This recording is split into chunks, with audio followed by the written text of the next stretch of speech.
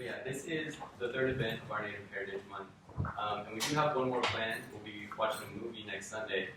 But I figured this is going to be our biggest event, so I wanted to go ahead and just thank some folks who have helped not only with this month, but with NASA in general. So first I wanted to thank Julian Turner up there, who is recording this for us, and who also took photos for us at some of our other events.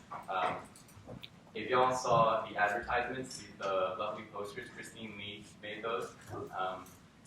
Vivek Ramanan was also advertising our events on Facebook and the IC page. And of course, Mo Latif and the IC was responsible for basically all of this, making sure that it actually happened. And of course, Dean Lewis as well, not only in the Heritage Month, but multiple times throughout the semester has really stepped up in his new position as interim director for us. I also wanted to recognize the faculty who have really been supportive. Not only Dr. Mayorga, who honestly, you do too much. You know? You told us like that. As well as Dr. Ted Fernald, who not only has been a support to us, but has been a support to Native students and communities for decades now. As well as Dr. Milton Machuca, who is really went out of his way to lend support to the current course that we're offering, Colonization and Survivance in North America. And Dr. Carol Naknoff did the same last semester. I think that's everyone. And of course, we want to thank Dr. Grande for coming out here. I don't know, personally, I'm really excited to meet you. For anyone who has heard me in the past couple months, like, I've been talking about your book, Red Pedagogy, for a while. It's great. It actually just had a 10th anniversary edition that y'all should check out. Yeah. I don't know. Is that good? Is that a good introduction? Yeah, so the idea behind this is just basically to have a discussion with these two incredible scholars leading it on the relationship between the education system and American colonialism. And I think we had a few prompts to start off with, but I think throughout the course we would like to open it up to more of a real discussion between the students and faculty and staff here and these scholars. So I think what we wanted to start with is if you two could just briefly lay out what connection you see between colonization or colonialism as an ideology with the education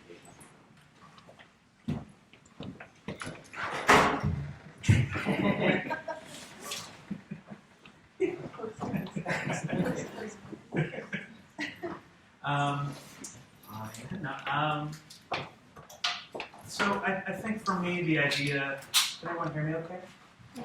Yeah. So the connection, I think, around colonization or colonialism and American or U.S. education is really starts at the very beginning of the encounter, and recognizing this as a settler colonial project. And so this idea, I think, and I feel like I said this all like in Red Pedagogy, but the process of really, killing the Indian, saving the man, is central to what the American education process or project is. Down from early childhood through to higher education, and so coming to grips with that history and recognizing that, I think for me is part of the central work that connects the two processes, and really recognizing that education is about nation building, and how then that experience becomes a propulsion of life trajectories and community trajectories in this country. I would first, thanks for bringing me here. It's great to be here, even with all the rain. It's a beautiful campus. I was like, what's that building? in any case, it's great to be here. I would agree with everything Edwin said. I basically, regardless of the class I'm teaching, right, these days I typically start with an article on settler colonialism, specifically by Patrick Wolf called The Alienation of the Native. And there's two really salient constructs for me that he talks about there and other pieces of his work, but that settler colonialism is about removing to replace, and that it's a structure, not an event. So starting with structure, not an event, meaning that this isn't a process that happened at one moment in time, but that it's settler colonialism as a structure, it's sort of that it's embedded. It's an embedded structure in how, whether it's about nation building or about kind of the whole project of political project of democratization or kind of nation building around the U.S. And then the remove to replace. So clearly, indigenous peoples were removed from land. And that removal, he talks about removal somewhat as a metaphor. So removed through genocide, removed through imagination, removed through lots of other boarding schools, removed. That removal is a metaphor for lots of different kind of processes and structures.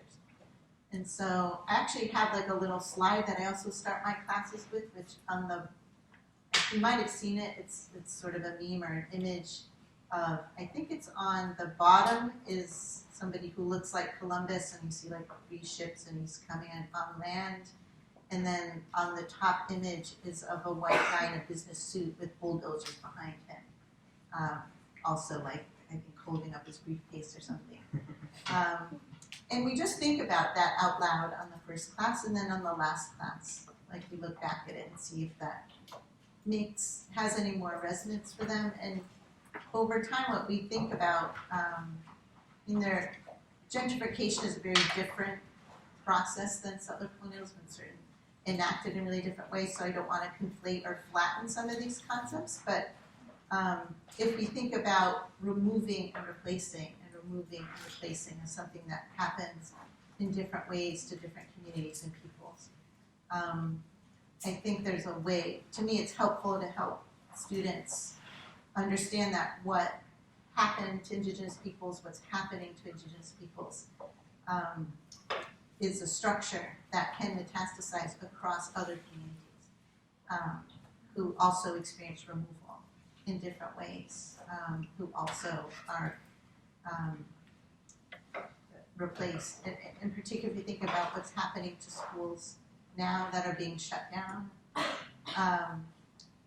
student populations that are getting removed from their own neighborhoods, and then what that's being replaced with. I think is a way for students across a variety of communities and identities can understand a little or see themselves within kind of the project of self-colonialism. Yeah, but can I just add to that? I mean, I think, what you're really speaking to me speaks to the idea of a kind of recycling of a grammar, of a kind of logic that is then reapplied to lots of different contexts or spaces and communities that, another piece, we see it in red pedagogy, but I think in a lot of the native education work is seeing that kind of, dispossession happening in curriculum, right? And we see that kind of over and over, you see this this invisibilization of natives, I think, but I think all like communities of color and their histories as to how stories are told, the frameworks in which we use to tell those stories, and so you see that repeat itself over and over in lots of different kinds of spaces. I think one of our next prompts or questions was, what are some of the explicit processes or methods by which our education system today continues to enact settler colonialism within the classroom, or like when we look at higher education institutions, how in their business practices and as a professional institution, how do they continue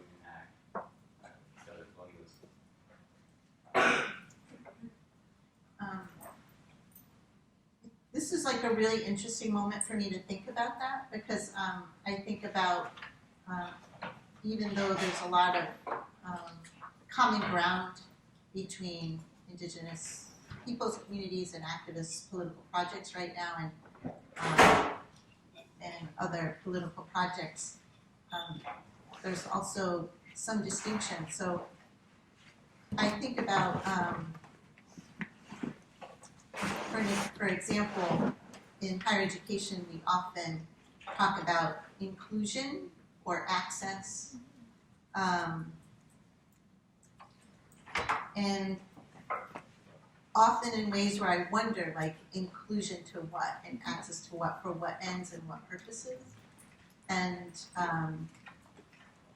if it just means inclusion into the capitalist or consumer class, you know, so I can be an equal opportunity consumer as somebody else, is really different than maybe a decolonial project, political project where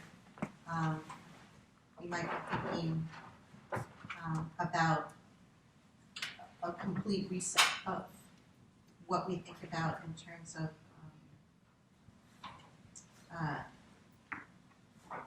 I guess some of the language is hard, but a more sustainable, I guess, way of being that isn't contingent upon a certain set of relations that I think is inherent or to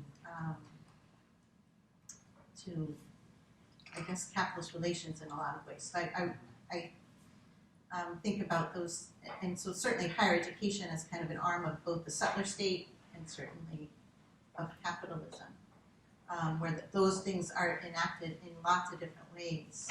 I think it's often hard to see the institution as a partner in maybe a broader decolonial project. I'm not sure myself about what that relationship is. There was an article that came out in Decolonizing Education Society about the academy, maybe hospicing the academy, which I found really interesting in that, as somebody who hospiced my mom just last year, it's a very caring kind of process, and it's sort of like perhaps this institution that is its whole history is embedded with both slavery and indigenous oppression, and a place where we killed the Indian and tried to save the man. And so that kind of tinkering around it, not quite sure, or at least asking the question of where's that really going to lead us? And so maybe it's a moment for just this institution to kind of die, in that it's given a very kind of respectful death in a way, but that we need to reimagine something if it's really going to serve a different kind of economy, a different kind of set of relationships. Because I think we have a sense more broadly now that given the kind of growing inequalities, given the kind of pressures on the environment and climate that aren't going away, that we need a different idea about what is higher education. And I just was fascinated by that article. I think it's very provocative. I don't know that that's really possible, but I think it's something provocative to think about. Yeah, I think for me, it has to start with some admission of complicity with both the colonial project and a project of capitalism. And structural racism, I think, in really thinking about how, I think we talk a lot about, I think this country has been really stuck in a very kind of like individualized understanding of all of the isms and so on, and intersecting forms of oppression, where I think the issue is really structural. And in education and higher education, I would say all the way through, any kind of formalized education, I think, for the most part, has to, I think, own up to the fact that it has participated in various ways to a colonial project, to a very individualizing project, rather than thinking about education as this relational, community-oriented piece of life, of human process and human development. And so I think starting, I'm really interested in this hospice. What will become of higher education? Like a raisin in the sun, I guess.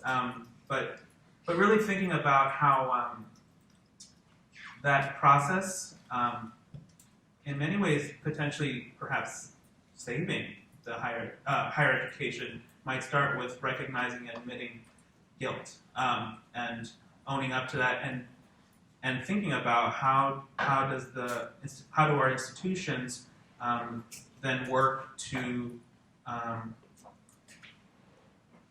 really to work from that position of owning and understanding that, because it's a refusal right now, I think, or it feels to me like a refusal of understanding how we're implicated, all of us. And I think, and that, what does that mean? I think for me, part of it is understanding that it's happening on all levels. So it's happening in the curriculum. It's happening in, just the nature of student life and what student, the kind of co-curricular, experience for you all. What's happening to faculty.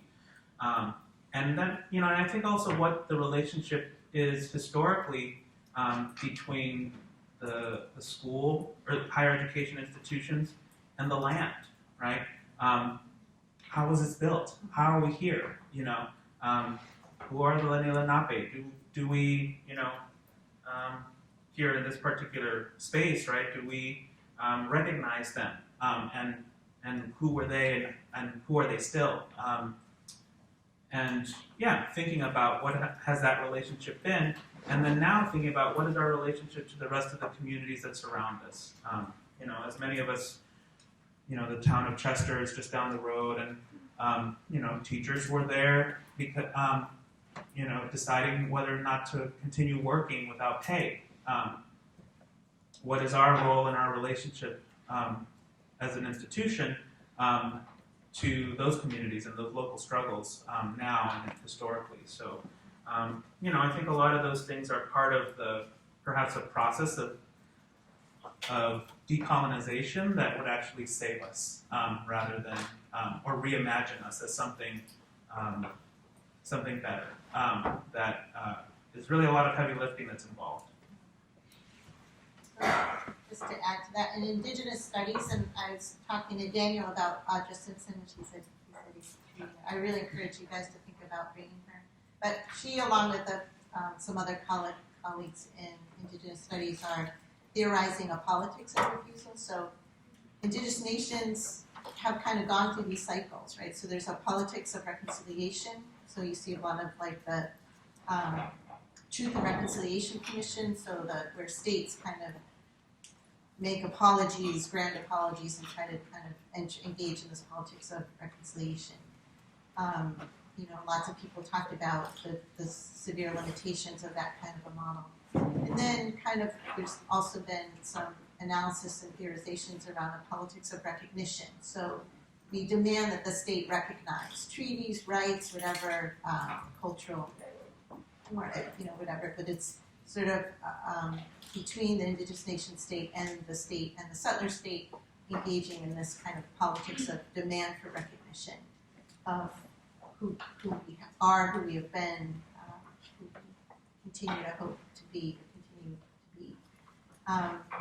And that also kind of has its own limitations of demand. What does it mean to demand recognition from a settler state that you might not even recognize as legitimate? How does that in and of itself set up a particular power dynamic? So there's a lot of conversation in Indigenous studies now about a politics of refusal, and research, and that coupled with a project of Indigenous resurgence, right? So in thinking about that trajectory in Native studies, I often think about higher education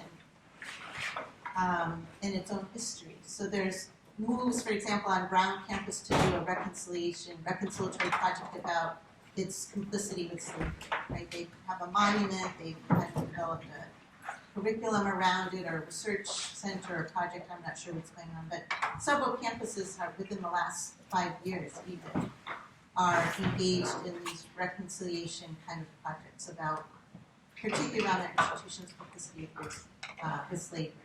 I don't know anything around land dispossession, but and then what I see kind of happening now is a lot about a politics of recognition. So students everywhere demanding to be recognized by their institution, or recognition kind of project in different ways, and faculty also of, we're here, we should be served, but it's, again, seemingly sometimes that same dynamic of making a demand for recognition to the institution. And so I've been trying to think, and that's why maybe the hospicing thing kind of is interesting to me. Like, what would a politics of refusal look like on campuses where,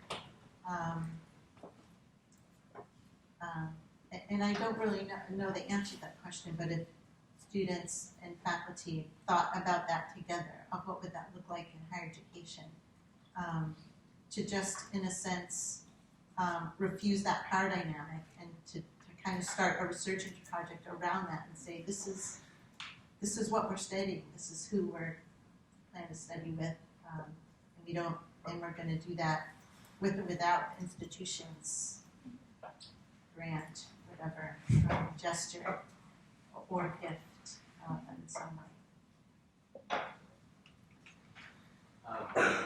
So that reminds me of the Rough Rock Demonstration School out in Nashville Nation, which was a K-12 community-run school that seemed to have a lot of successes, bringing in community members, providing jobs, and then also providing relevant education to the students. But they were really limited by their funding from the federal government, right? So, yeah, I just was wondering if you could talk more about how you develop or pursue an education outside of the standard education system. Similar. There's Freedom University. I'm not quite sure, like in Georgia. There's some students and have done this like in the more traditional. There's like a Freedom U. They just started reading and gathering and building coalitions and starting libraries. And, so that's one model. I don't know as much about that and there's like a Decolonizing University up in Grande territory in Canada. Similarly, it's a real interesting. It's up in their kind of most northern territories, and they learn both from elders on traditional, and it's becoming kind of intertribal. So, learning from elders about traditional ways and kind of living with and on the land and territory up there, as well as kind of bring scholars through. So Glenn was just he's very intimately involved with the university. Leanne Simpson, I don't know if these are other people that you're reading, but Leanne is also really involved in Vichinta. And that's also, I see as like a growing kind of movement and momentum. I think the Freedom Schools, there's models, right? I think historically. Yeah, I was thinking about, we in my ed policy class, we started the semester talking a bit about Katrina because of its 10th anniversary, and in that context, in the post-storm, in the months after it, as complicated as it is, and it brings up this other tension that I wanted to talk about in a minute, but it was a generative moment in that a lot of people were just kind of like opened up their homes and created spaces to read books. I also think about the libro traficantes, right, who have been trafficking books and it's this kind of, it makes me think of Fred Moulton and the idea of the undercommons, right, and that the experience of being in higher education is almost a fugitive one, in thinking about refusing, right? You set yourself up, accepting, I think in some ways, being a fugitive in refusing, you become a fugitive to the institution's perception of what they believe to be the good student, when really it's it's a modality of survivance, I think, in many ways. And with that said, it's interesting because the way you phrased the question, Daniel, it brought up attention, and I'd love to hear what you think about this, but it made me just think of charter schools right now in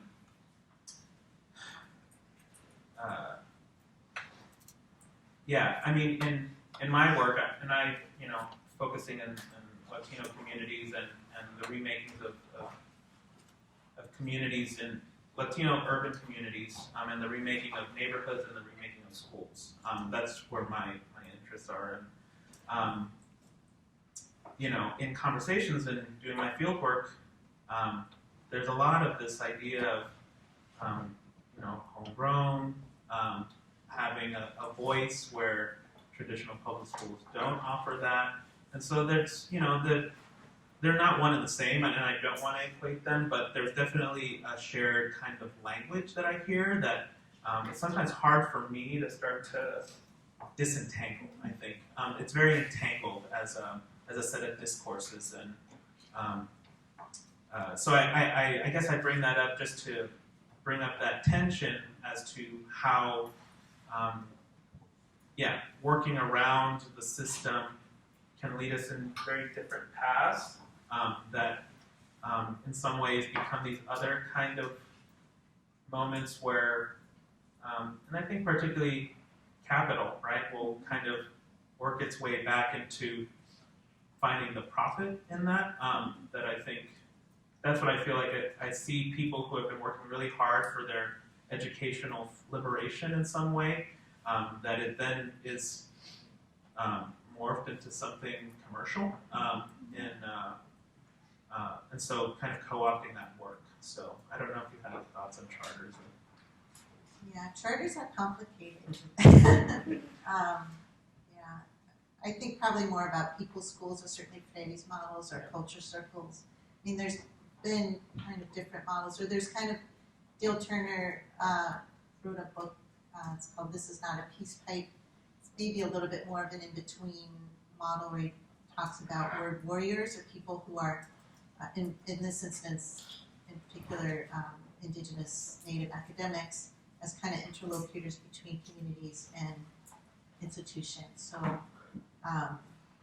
your space is in the institution, in that you kind of betwixt and between community and institution, you find a way to sort of make that be a mutually transformative experience. And I was in Brazil maybe 4 years ago, and there was an interesting model there where each community identified people in the community who they thought would be good teachers. And it was like a real commitment, some had ceremonies around it. And if you were identified as a teacher, you would enter into a program that was in the community. And then they would invite certain, they had a relationship with the university, and they would identify certain people at the university who they wanted to come into community to offer classes, full classes, or just workshops or lectures. And then and then in the summer, I can't remember how long it was, maybe for a 2-week, whatever stint, the teachers from all the different communities, whoever was identified, would come to the university and take formal classes. And it was probably one of the more interesting models I'd seen of Indian education that had this interesting relationship between community and university. And the serious commitment from the students that were, they had lots of strict rules if the community felt at any point that they were not using that time or the education seriously, then they were cut off from the program. But they were all committed to being teachers in their own communities, and that was the way that they figured out how to manage it. So, you actually tell me it was a bad idea. But so we do have a couple more questions that we could ask, but I think maybe we could let you all just speak unprompted if there's something that like you really want to make sure you say tonight, and then open it up to questions from the audience. I'd love to just open it up. I don't know. Yeah, I'm fine with opening that.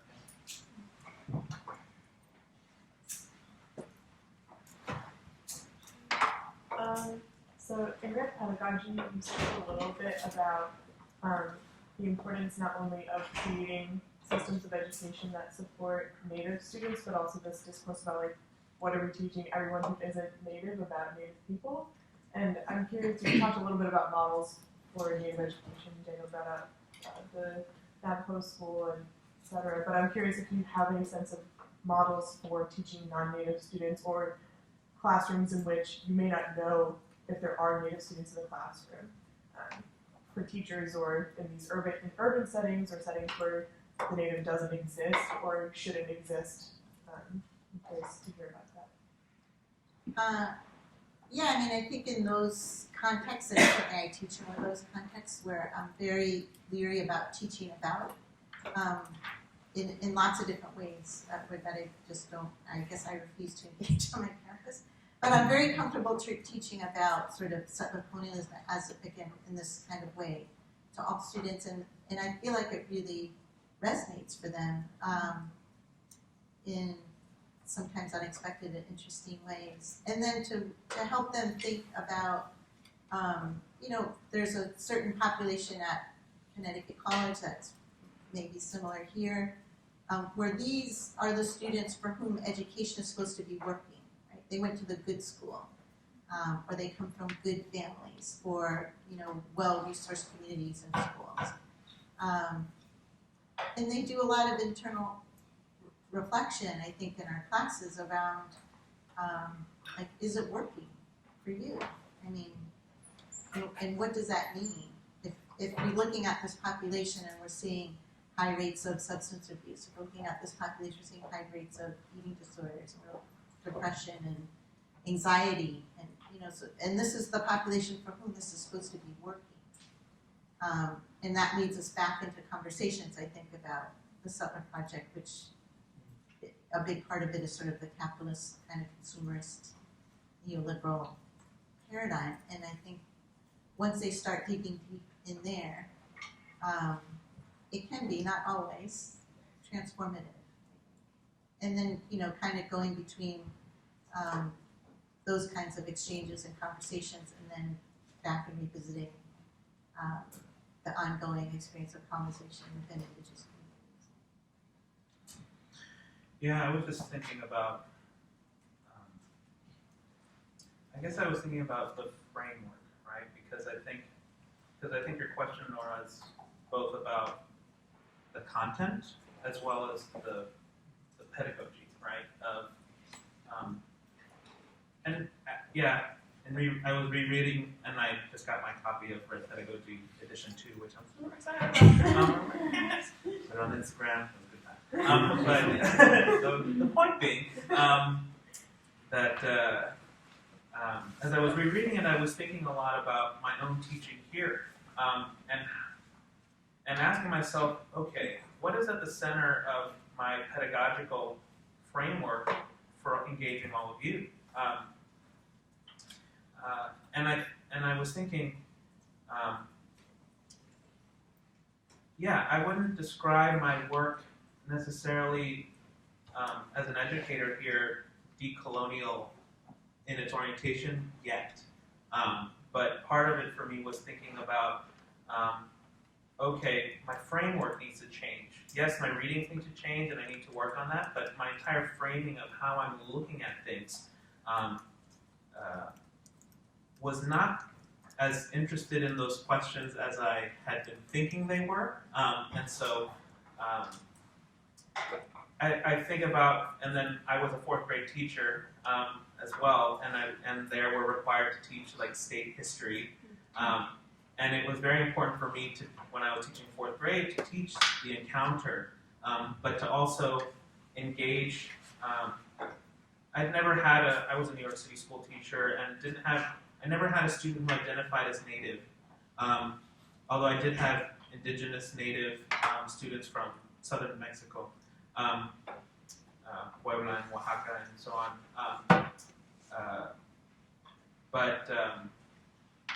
The point being that it was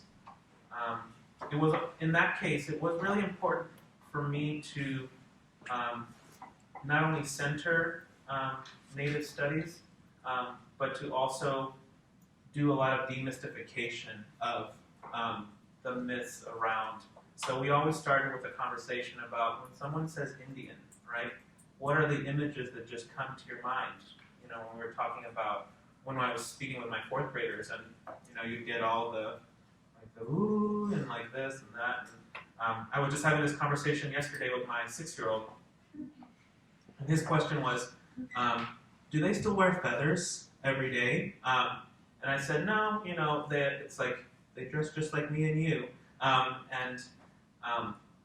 think, so in putting Native studies and Native peoples at the center of the curriculum in both content and framework, I think it can be a really generative a starting point for doing a kind of decolonial work that I think is not only necessary, but for me must be at the center. And so really for me wanting to get better at that at this with this age group, right? What does that mean when I'm looking at ed policy, right? I'm thinking about the land and thinking about urban education. What do all those things mean from perspectives and notions around indigeneity and decolonization? I think I want to go back a little bit and see if you all want to discuss the implications of having colonized education a little bit, and to really discuss what it means to be an indigenous person or a colonized person in a setting where either the education is reflected back at you is a colonialist education, or the education from your peers outside of even your own classroom doesn't necessarily reflect you or your own personal history from that way.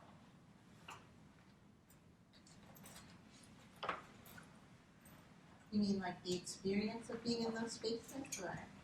A little bit, but just like why that's problematic, you know?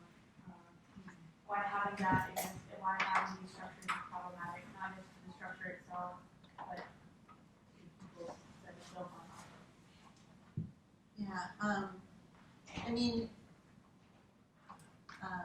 to me, it's sort of what's really difficult is the really endemic and very serious individualism, and then the disconnection from land. And so again, I think working with students to say, like, at some point early on, usually I'll ask them, like, who are your people? And they find that a very funny question, even though that's probably the primary question for most indigenous peoples in relation, like, who your people are is who you are. But you know, a lot of the white students or non-indigenous students I have in class find that a very funny question. But I ask them to think about it over the course of the semester, and then also about their connection to land. So what, and really their disconnection to land. But often, you know, I also start the first class off with, like, what about the world today really concerns you? And these days, lately, I get a lot of students, like sometimes 3/4 of my class, their main concern is climate change. At the same time, they're very disconnected in their daily lives from land and environment, and you think about that as an effect of the way in which they're educated. So, you know, at some point we say, if that's like if we agree that that's like the most important problem in society, or something that feels very threatening, how do we connect that to how we teach, like, second grade? Or how are you going to teach differently as a second grade teacher? You know, this is, you know, and what if we reoriented all of education around to examine this problem, our relationship to the environment? And I think those spaces can be really generative, those two kind of reframings of questions. And I think those, you know, if we look at those two nodes of, like, rampant individualism as opposed to, like, deep connection to community. community to tribe to nation to clan, and then disconnection from land as two things that are really put pressure on indigenous communities. I think they also are problems for humanity, not just indigenous people. So, Yeah, I mean, I'm not sure if I understand fully your question, but I guess what it does have me thinking about is, yeah, kind of how do we deal with recognizing violence, right? Institutional and state and structural violence, because I think, and I've been working a lot with this idea of dismemberment, right? In a very kind of, it's gruesome, right? And but I think it maybe doesn't. It at least puts the onus on us recognizing that this is violence, right? And that there's lots of different kinds of dismemberment. And a lot of what you were talking about, Sandy, just reminds me of this idea of we've been dismembered from the land. We've also been dismembered from each other. And that's extremely harmful.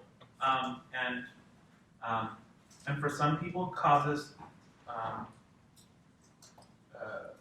trauma, right? And being recognizing that we have a lot of traumatized folks that are just kind of walking around, and that creates, I think, a lot of trauma that is then reproduced, right? And we've had a lot of that when we think about everything that's been happening with Black Lives Matter, for example, or the bombings and the harm that's been and killings that have been happening to people, not just Black folks, but a lot of different folks. And so how do we deal with that, I guess, is the question that I'm thinking about. There's a lot of talk about harm reduction and that kind of discourse. There's something to it, but I'm weary of it, or weary? I guess I'm concerned about it being the end point rather than a starting point around addressing structural violence.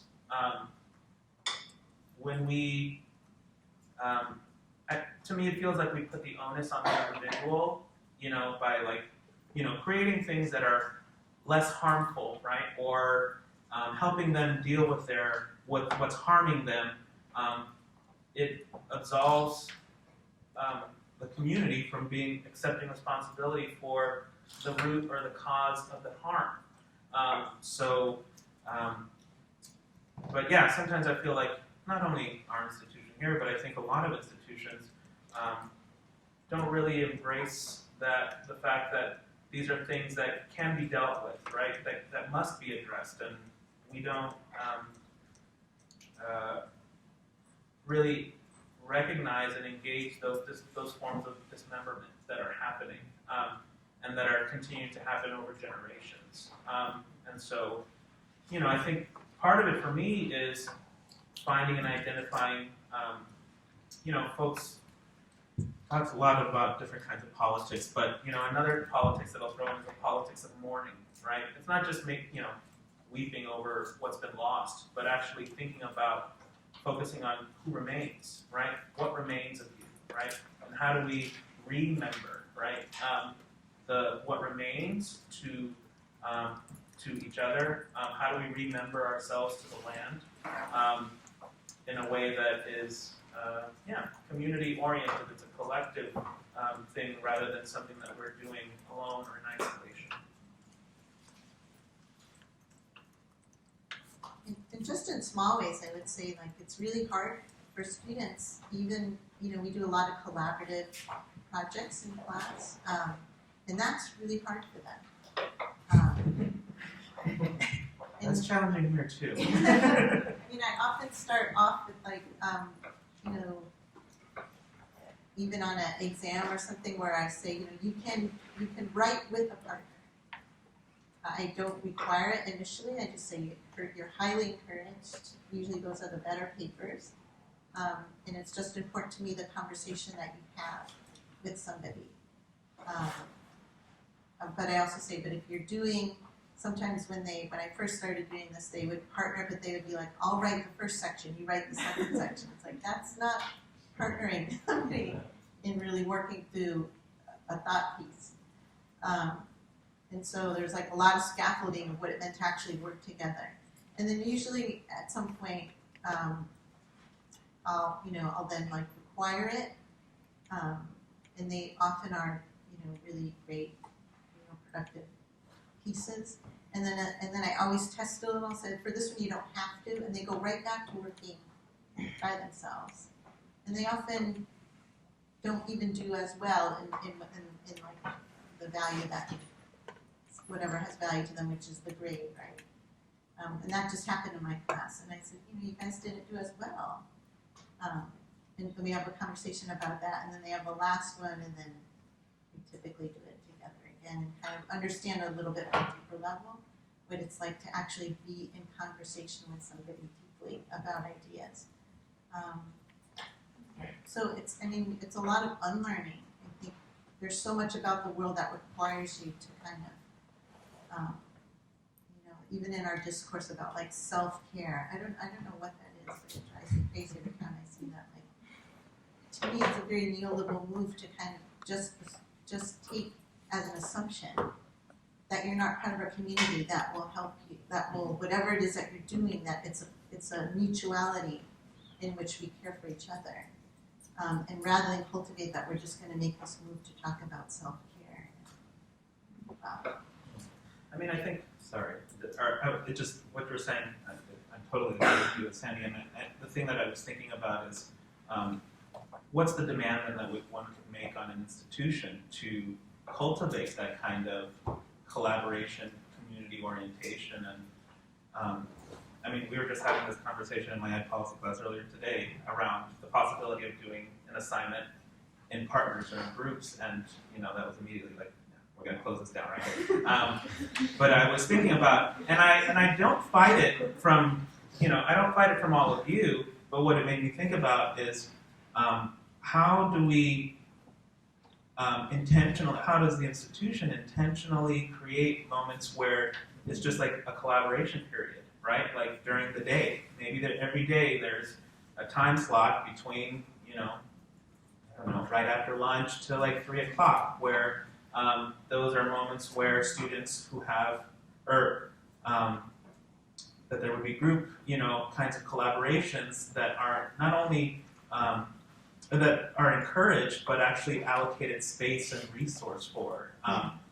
Even the way we create, like, I mean, look at us. We're in this space that, I mean, this was created for us here, but like, I'm seeing Daniel like carry in these like seats and like, which I, very council, thank you. But then all of you are in these very kind of very individualized kind of chairs and rows, and reimagining what collaboration and a collective pedagogy and educational experience might look like.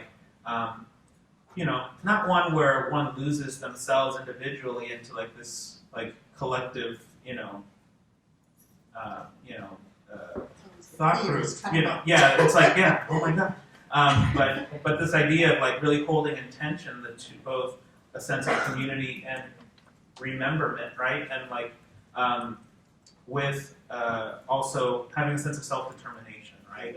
And kind of making your way, and so actually bringing those two into conversation with one another rather than just like the default being, okay, individual, right? And so, yeah.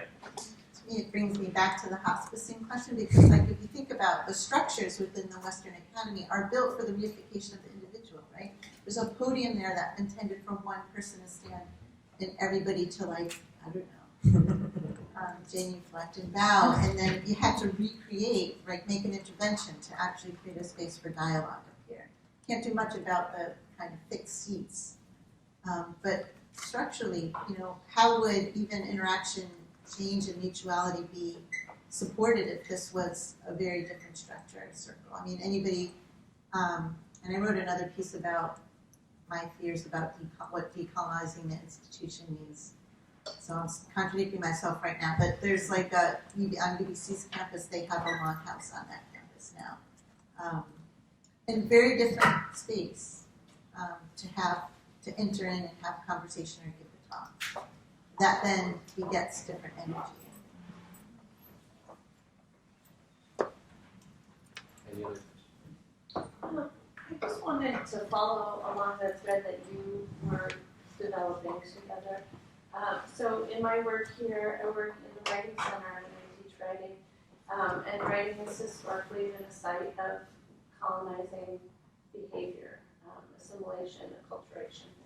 And so think about the different ways in which we negotiate that as teachers and also in the context of the Writing Center. And as you were starting to talk about where are the authentic spaces of collaboration, so I've joked with the Writing Center staff that a really collaborative writing center, the writer brings their work and then the writing associate brings their work, right? And it's not just unidirectional. It's like, no, we're actually going to have a dialogue about all of our work together, which is not the way most writing centers operate.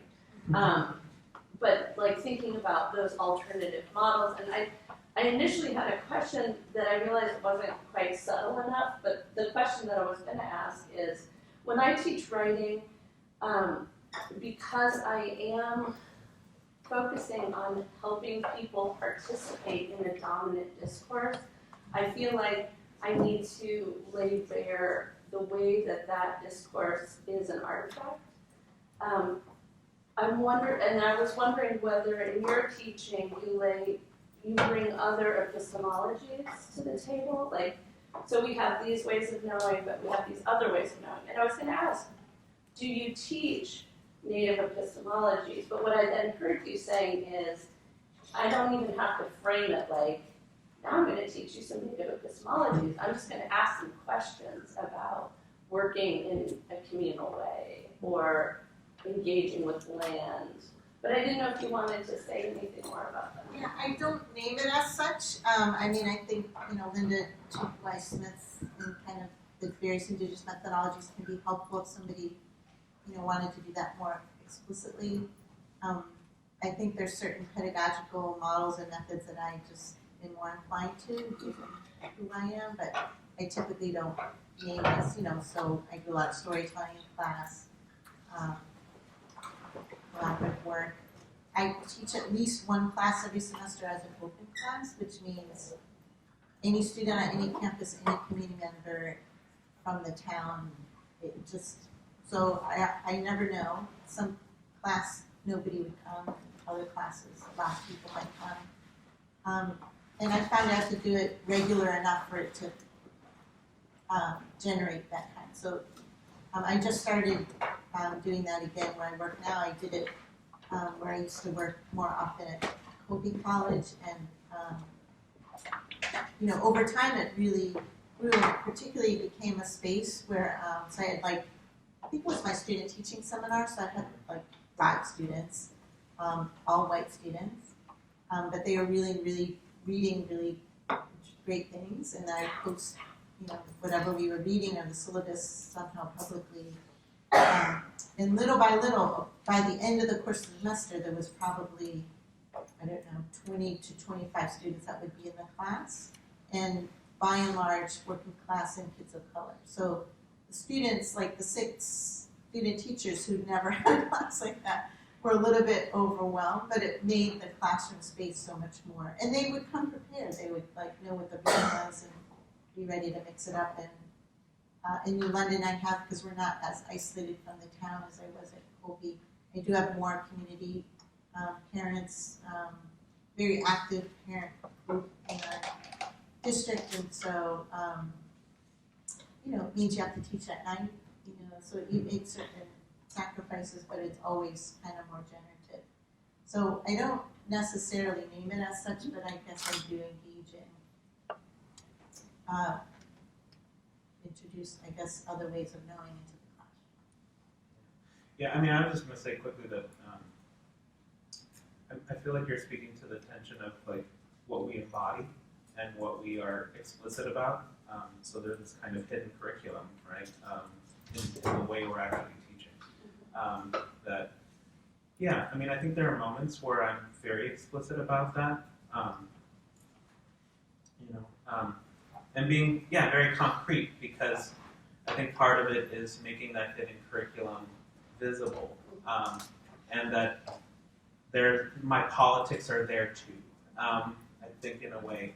So there are moments where I'll have those conversations, but it's not always. I think it's what feels right, is doing that kind of work, and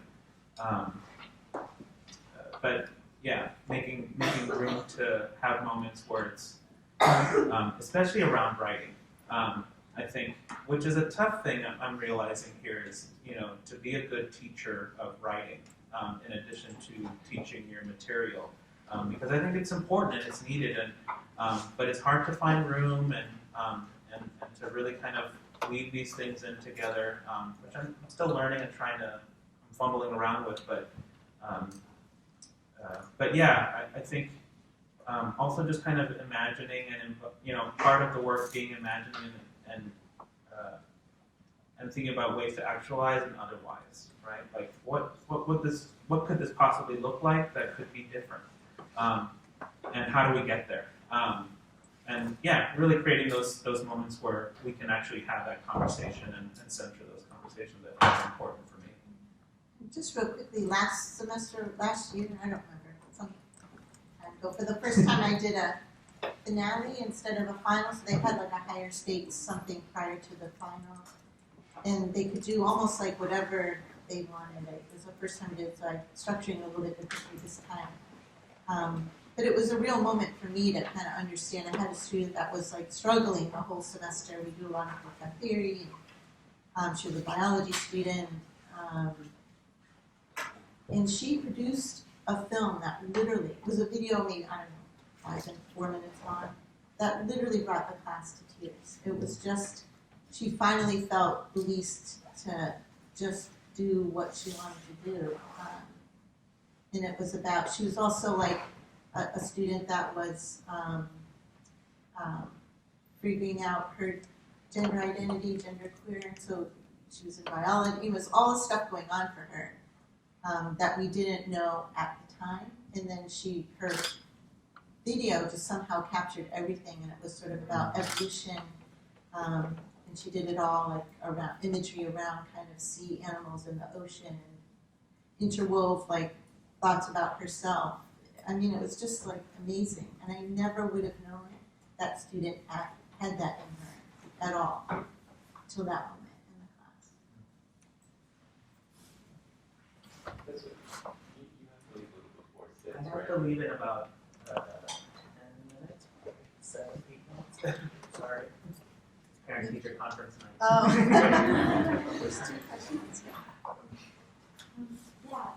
Thank you. I'm really kind of inspired by this idea of an open classroom. And I was just wondering, I mean, we talked about like institutions and how to change the institutions in academia. And like, I hear a lot of conversation recently about like all the difficulties and hardships that academia is facing right now, what with like, that things that make it harder to have these kinds of like teaching environments. Like small liberal arts colleges, like accepting more students, fewer resources, and like, more pressure on professors, like cost security for professors, stuff that all makes kind of detract from an environment, like a structural environment where like conversations can take place and this kind of learning can take place. And I was wondering, like, is this, staying late to have this open classroom, taking it out of your own time, like, it seems like academic institutions would not really traditionally offer support for that kind of thing. And so I guess my question is, like, how have you found that space or made that space for yourself, despite like these structural, like, the inability of the institutions often to work with that kind of project? Yeah, I don't know. I probably have been, I think about that stuff later, which is, it's a miracle that I survived the whole, I guess, I don't know. I tend to, what is it, the saying where you do something and then you ask permission later?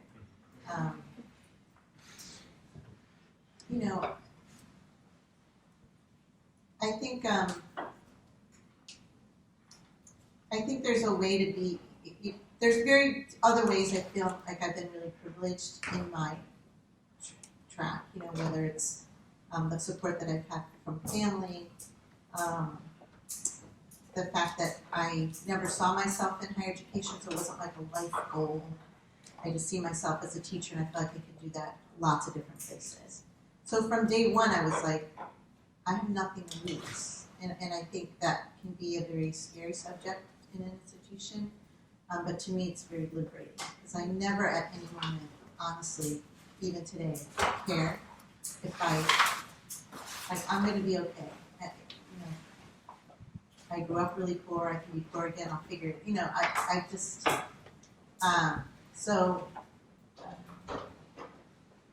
and I know, I feel really the privilege of being able to have been raised a particular way where I know my commitments and my convictions.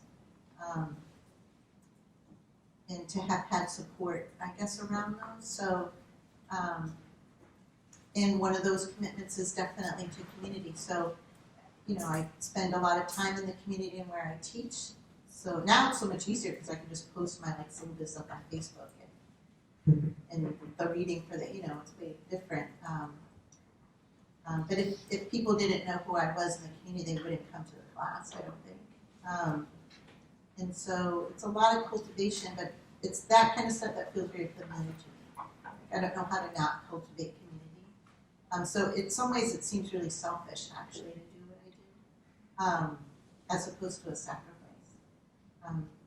Because it makes me feel very comfortable and enjoy what I do. So. Yeah. I actually I don't think much about being a junior faculty member, but I guess traditionally I don't have tenure, but somehow, I feel like it hasn't stopped me from just kind of doing what I do. Sorry. Saying sorry now, it's later, but I do think there is some work to be done to push the institution to recognize that. And I feel like I've been lucky in that sense that I can't speak for every department here at the college, but in my department I feel like I have my wiser scholar colleagues who are also very committed to engaging those conversations with the institution, right, around how do we recognize and honor like an activist scholar or the work of an activist scholar who maybe didn't publish 15 articles, but damn, they sure did like infuse themselves into Chester, into a community, and they're building those bridges, right? Which they will eventually write about and talk about and think about, and not that it's already in their head, right? So there's like this kind of two things. You have to be kind of speaking on two levels, I think, when you are actually doing the work and then pushing the institution to recognize that work and to start reimagining itself as to what it honors, both in its faculty as well as its students. So we had a lot of discussion about how colonization plays a role in our educational system. So my question is more like, how do we adopt the decolonizing mindset in our own education, in our own communities, and kind of like work towards, decolonizing the way that we think, the way that we talk, the way that we interact with each other. So I just want to know if you have like any ideas, like small actions that we do every day to be like, this is how we think. Well, to me, the basis is always land, right? So whatever that means to you, or to within your community, is to me that's where everything can begin. And after that, I would say, a real commitment to relations of mutuality outside of, it's hard to be completely outside where we work, but as distinct from relations of exploitation that really, I think, are inevitable through capital. So, which sounds great, but in the practice of it, I think particularly in the system, which is so focused on, 10-year success, that, consequences, and for faculty that means thinking deeply about how one often feels compelled to seek recognition for work, self-promotion. You have to kind of refuse all of that, which can be difficult, given how we're completely not reinforced to behave in that way, to support others. And I think as a daily practice, that's always challenging, to just check yourself in terms of why you're doing what you're doing, even when it seems like you might be doing it for the benefit of others. Is it really that? It's really hard work. Yeah, I mean, I think, there's just the idea of refusal. I think it's part of maybe the first thing in starting to refuse some of those things that are, on an individual basis, harmful. I mean, we had this conversation in class. Like, we had this conversation a few weeks ago, right? Like, sometimes you do need to miss class and take a nap because it's important. Becomes a part of survivance, right? Like, how do we, on an individual, self-care in that sense of like, kind of individual survival, but really make those things a priority, right? Because I think what college in general, I think, does a good job of is pushing you to have to make some decisions that often are about your overall well-being. And so I think in that individual sense, I think there's a lot of merit to really thinking about sometimes you have to refuse, and stand up for yourself. But I think the other piece is, really finding those, building mutuality, right? Community is not a given. It's hard work, just like Sandy was saying. And that requires a great deal of effort, not just from you as an individual, but a lot of other people who have a shared commitment to community and creating these spaces because, as beautiful as our campus is, and imagine Connecticut colleges also have like this beautiful, these spaces aren't necessarily designed as community spaces, right? You have to build that. And so I think you can do a little bit of that building each and every day. Move the work forward. Sorry. Thank you both so much.